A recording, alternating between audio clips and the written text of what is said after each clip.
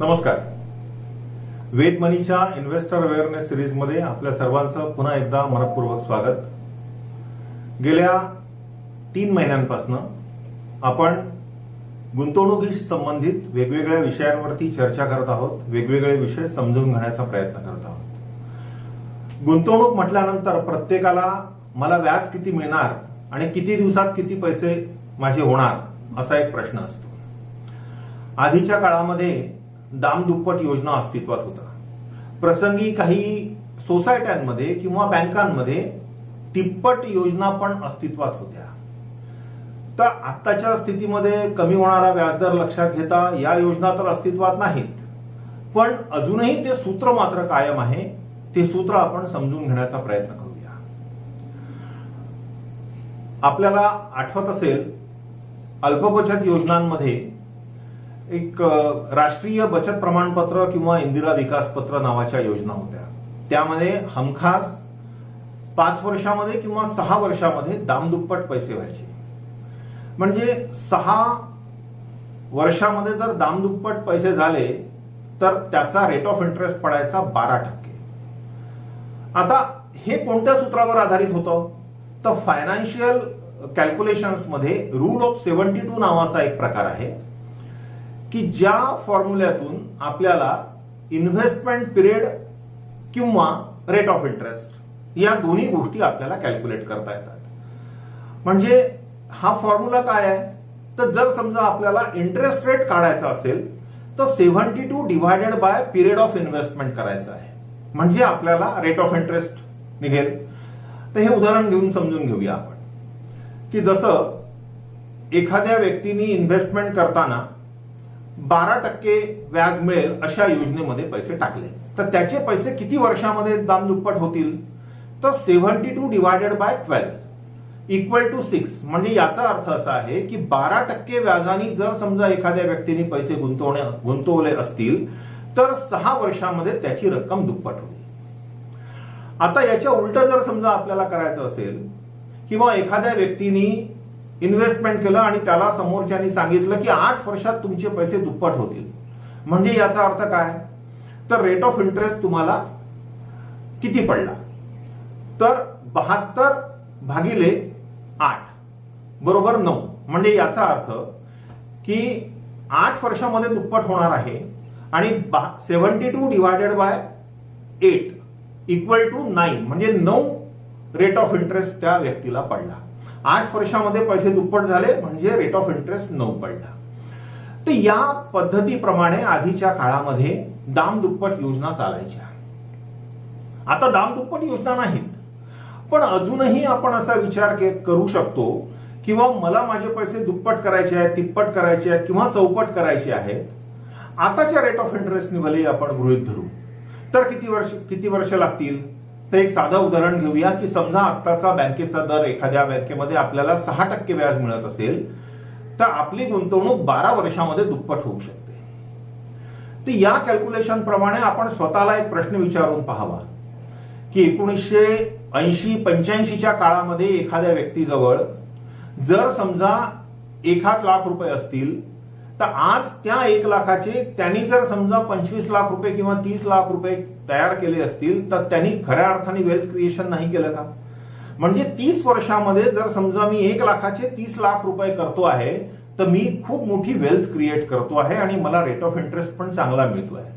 तर या rule of 72च्या अंतर्गत आपण या दोन्ही गोष्टींचं कॅल्क्युलेशन प्रत्येकाने आपल्याला जो रेट ऑफ इंटरेस्ट मिळतोय किंवा आपण जितक्या कालावधीसाठी इन्व्हेस्टमेंट केलेलं आहे या आधारे आपण काढलं पाहिजे आणि तपासून पाहिलं पाहिजे की मला माझी गुंतवणूक फायदेशीर ठरते आहे का, की मी या कालावधीप्रमाणे माझी रक्कम किती वर्षामध्ये दुप्पट करणार आहे.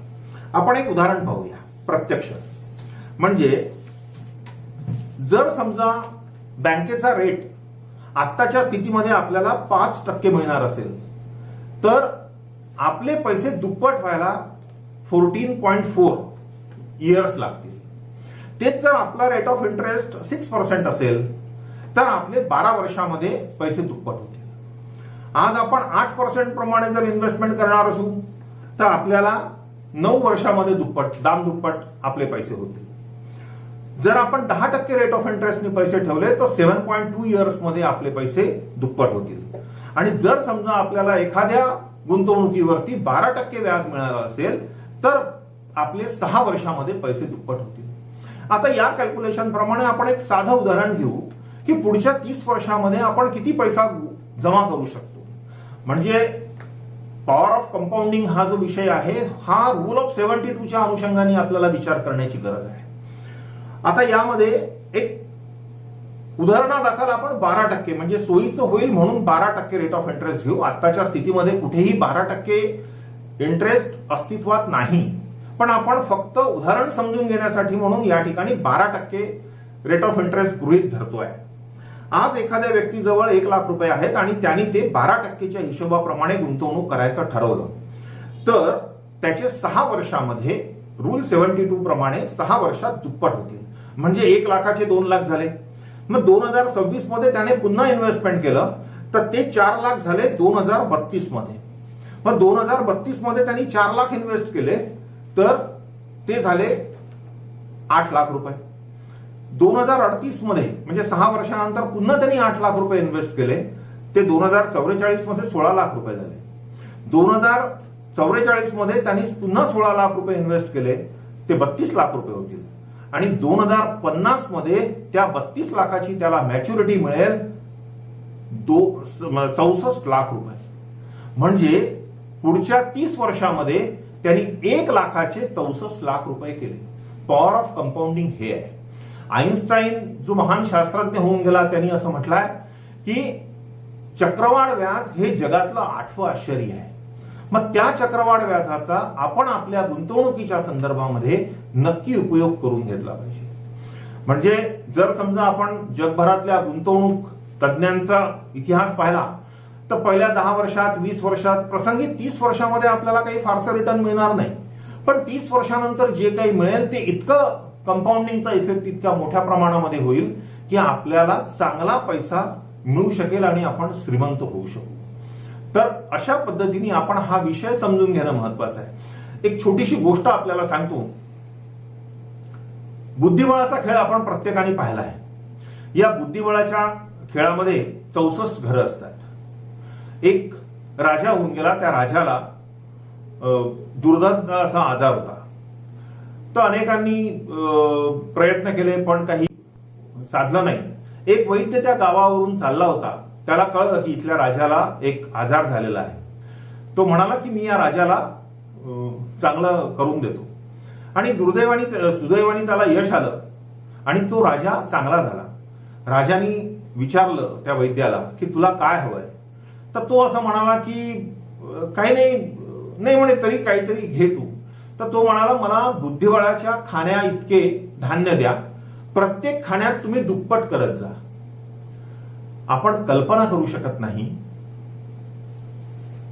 त्या राजाचा जो दिवाणजी होता तो काही दिवसानंतर आला आणि म्हणाला की राजा महाराज आपण हे धान्य याला देऊ शकत नाही, कारण आपण आपले पूर्ण कुठार जरी रिकामे केले तरी ही रक्कम होत नाही. आत्ताच्या आकडेवारीच्या भाषेमध्ये जर सांगायचं झालं तर 64 खाण्यांच्या बुद्धिबळाच्या याच्यात प्रत्येक घरात जर आपण दुप्पटीचा विचार करत गेलो तर ती रक्कम पोहोचते 18 बिलियन ट्रिलियनच्या घरामध्ये. आपण ही रक्कम स्वप्नात सुद्धा गाठू शकत नाही. तर चक्रवाढ व्याजाचं गणित हे या पद्धतीने आहे. तर आत्ताच्या स्थितीत आपण रूल ऑफ 72चा विचार करून आपल्या गुंतवणुकीवरती किती रेट ऑफ इंटरेस्ट आपल्याला मिळतोय याचा विचार करावा आणि वेल्थ क्रिएट करावी. धन्यवाद.